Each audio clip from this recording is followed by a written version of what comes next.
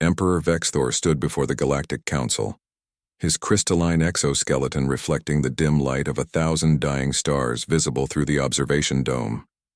For 3 centuries, his Krillian empire had expanded unopposed across 17 sectors. No species had ever challenged his dominion. Until now, the human homeworld must be sterilized, Vexthor declared, his voice resonating through the council chamber. They have rejected our terms. They have refused to surrender their weapons. They are a threat to galactic order.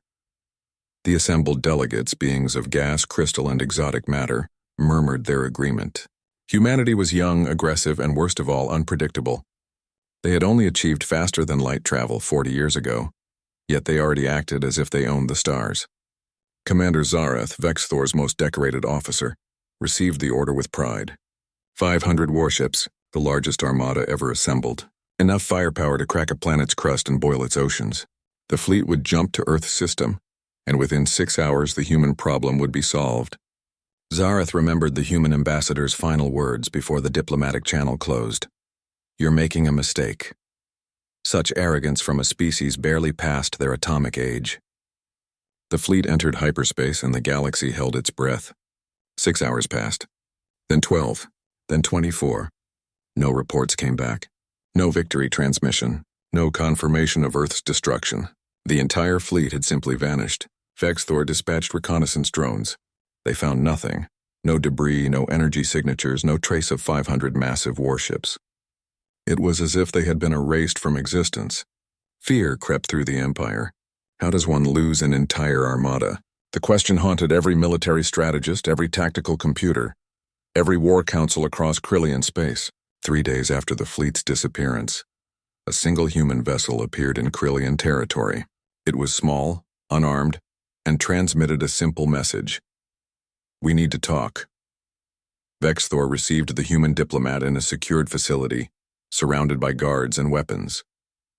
The human was female, middle-aged by their standards, with gray-streaked hair and tired eyes.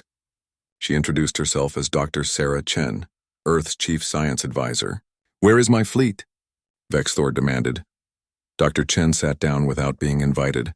"Safe, alive, confused probably, but unharmed. Impossible. You lack the technology to what? Destroy 500 warships without firing a shot?" She smiled wearily. "You're right. We couldn't destroy them. We didn't want to." Vexthor's guards tensed, but Dr. Chen continued calmly. "Your intelligence on humanity is incomplete, Emperor. You know we've only had FTL for 40 years. You know we're aggressive, territorial, and difficult, but you don't know why we refuse to disarm."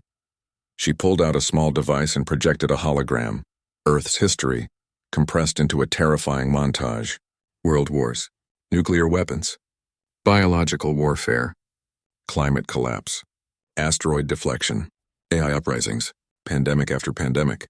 Humanity hadn't just survived, they had thrived through apocalypse after apocalypse. "We've been to the brink of extinction 11 times in the last 3 centuries, Dr. Chen explained. "We fought ourselves, our planet, our own creations. We've made every mistake a species can make, and we learned." "This explains nothing," Vexthor growled. "Where is my fleet?" "In a place where they can't hurt anyone, including themselves." She changed the hologram to show complex mathematical equations. 30 years ago, we cracked dimensional theory. Not for weapons, we have plenty of those. We did it because we needed an escape plan. When you're a species that's almost killed itself a dozen times, you start thinking about backup options. The implication struck Vexthor like a physical blow. "You've developed pocket dimension technology.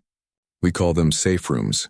Started as bunkers for preserving humanity if Earth became uninhabitable. Then we realized they had other applications." Dr. Chen's expression hardened. "Your fleet entered our solar system with hostile intent. Our defense grid activated automatically. Every ship was instantly transported to separate dimensional pockets. Stable, sustainable, but isolated. Your crews are fine.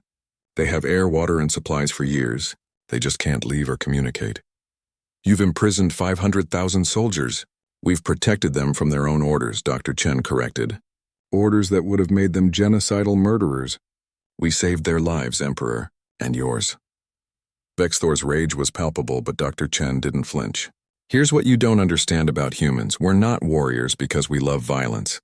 We're warriors because we've seen what violence costs. Every weapon we've created, we've had to use on ourselves first. Every mistake you could make, we've already survived. She stood, meeting the Emperor's alien gaze without fear. We don't want your empire. We don't want war. We want to be left alone to fix our own mistakes and maybe, just maybe, help others avoid making them.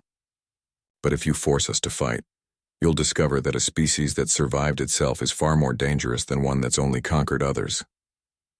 Return my fleet, Vexthor demanded, but his voice lacked its earlier certainty.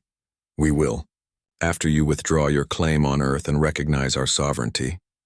Your soldiers will be returned with full memories of what happened, knowing that we could have destroyed them but chose mercy instead. Dr. Chen moved toward the door, then paused. One more thing, Emperor. We didn't build the safe rooms just for your fleet. We have one for every major military installation in your empire. We cataloged them years ago just in case. We really don't want to use them. She left Vexthor alone with an impossible choice and a terrifying realization. Humanity hadn't survived because they were the strongest. They'd survived because they were the most stubborn, creative, and paradoxically, the most merciful species in the galaxy. 3 days later, the Galactic Council received a formal declaration from the Krillian Empire. Earth was to be recognized as a sovereign world, free from imperial claims. The 500 warships returned to Krillian space exactly as Dr. Chen promised. Crews intact, ships functional, and every soldier carrying the same haunting knowledge. Humanity hadn't destroyed them. Humanity had saved them from themselves. And that was far more terrifying than any weapon.